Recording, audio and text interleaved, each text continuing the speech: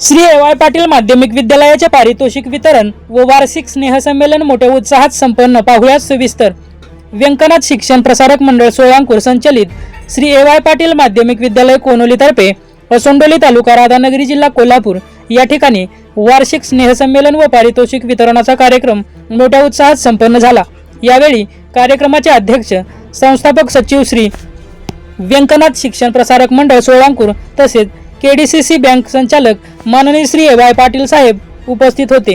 त्याचबरोबर प्रमुख पाहुणे अध्यक्ष श्री व्यंकनाथ शिक्षण प्रसारक मंडळ सोळांकुर माननीय श्री आर.वाय. पाटील साहेब तसेच प्रमुख व्याख्याते मुख्याध्यापक विद्यामंदिर गवशी शाळेचे विलास पाटील सर उपस्थित होते.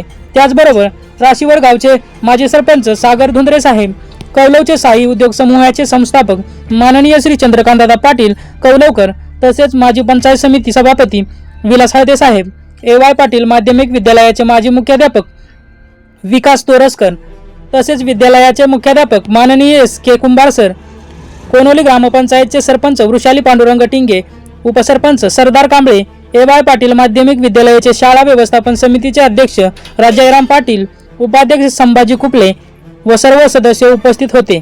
केद पाटील विकास सेवा संस्थेचे चेअरमन माननीय श्री मारुती पाटील, गावातील ग्रामस्थ तसेच वेगवेगळ्या संस्थेचे पदाधिकारी, दूध संस्थेचे चेअरमन, वाय चेअरमन, शाळेचे माजी विद्यार्थी तसेच सोळांकुर विद्यालयाचे अध्यापक आर.डी. पानारी सर व पालक वर्गही मोठ्या संख्येने उपस्थित होता.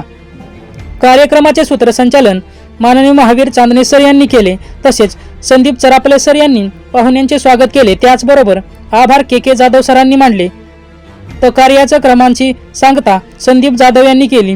त्याचबरोबर हिंदी मराठी गाण्यांचा सुपरहिट नजराना तसेच भावनिक शेतकऱ्यांची व्यथा सांगणारा, राजकारणात बट्ट्याबोळ असणारा नाटक विद्यार्थ्यांनी सादर केला.